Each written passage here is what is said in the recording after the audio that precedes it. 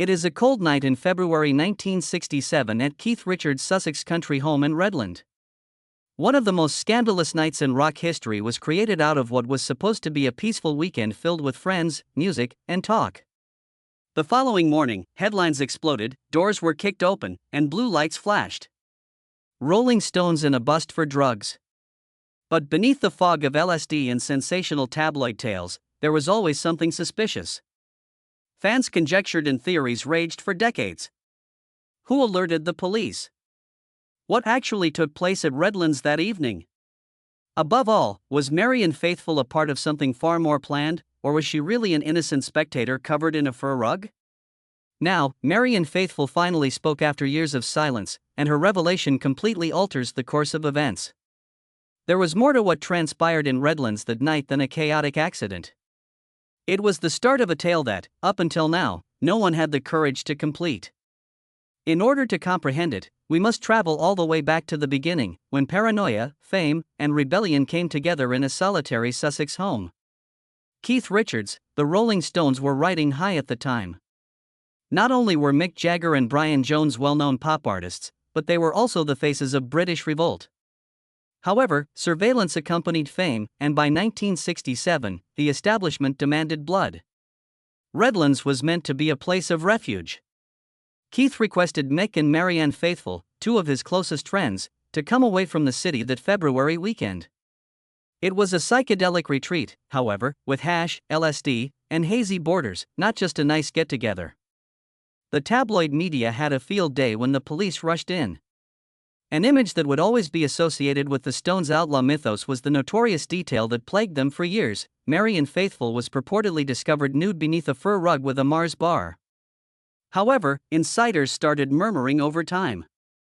The narrative didn't make sense. The actual facts, however, remained hidden as the media went crazy with sensational headlines. Marianne Faithfull's revelation shed a new light on that fateful night until she eventually worked up the nerve to speak. Not only did Faithfull resurrect old memories, but she also unraveled the conundrum that had plagued rock history for decades. The Redlands drug bust's missing piece finally fell into place for the first time. It was treason rather than chaos or coincidence. The only person with the courage to speak it aloud was Marianne. Faithfull stated that the evening was never intended to be a random bust. The people behind it were much closer than anyone could have thought, and it had been meticulously planned and organized. Nobody truly understood the harm that could result from working, touring too hard, or doing drugs excessively. She disclosed that someone in the Stones' own inner circle purposefully tipped off the cops. Someone who was motivated by a desire for vengeance or jealousy. She spoke of clandestine meetings, escalating hostilities, and a paranoid environment. From within, the betrayal had started. It became evident the further she dug. They had been set up by someone. Furthermore, there was no external source of the betrayal. It originated inside. Old scars were revived by Faithfull's revelations. The truth was far more sinister than Mick and Keith's long-held belief that Scotland Yard had tipped off the media to set an example. Many now think that the betrayal may have been caused by Brian Jones, who has become more unstable and estranged from the band. His drug and mental health issues were getting worse at the time, and he was harboring a deep-seated jealousy of Mick and Keith, especially Marianne. Faithfull remembered the initial indications of disunity within the group. Drugs, mistrust, and ego all contributed to the fissure that burst that night in Redlands. The band's unity was permanently jeopardized after it. Every indication seemed to point to a single individual who was smart, frail, and internally dissolving. Brian Jones was that man. Brian was a pioneer, a visionary, and a genius. However, he was also severely damaged by 1967.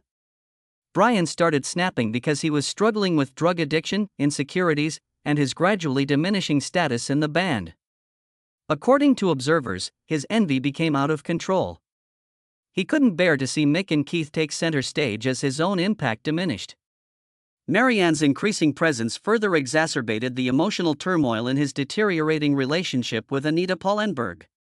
Faithfull claims that Brian might have acted desperate and tried to overthrow the entire Stones empire, or he might have spoken to the wrong person. However, the consequences did not end there. Even Mick and Keith's relationship weakened as suspicion grew, exposing the brittle brotherhood that lay underneath the surface. In addition to exposing the Stones to the law, the Redlands bust revealed flaws that would plague the group for years to come. Faithfull made it apparent that almost instantly, the trust between Mick and Keith started to erode. Keith was blamed by Mick for letting too many people come. In turn, Keith believed Mick had failed to stand up for Marianne when it counted. Both sides were filled with suspicion. Slowly, what had appeared to be an unshakable connection started to fall apart. It was more than a raid at Redlands. Two rock giants were at the beginning of a Cold War. In a highly visible attempt to put an end to them permanently, the establishment struck just as the band was starting to rip at the seams, hauling the Stones into court. The British legal system acted without hesitation after the bust. Mick and Keith found themselves in courtrooms, facing jail time and embarrassment to the country. The media took great pleasure in revealing every detail.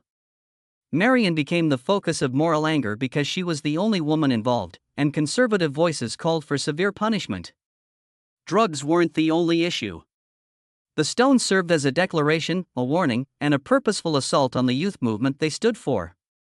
However, Marianne took the burden of that night more than anyone else. She experienced more than just public humiliation as a result.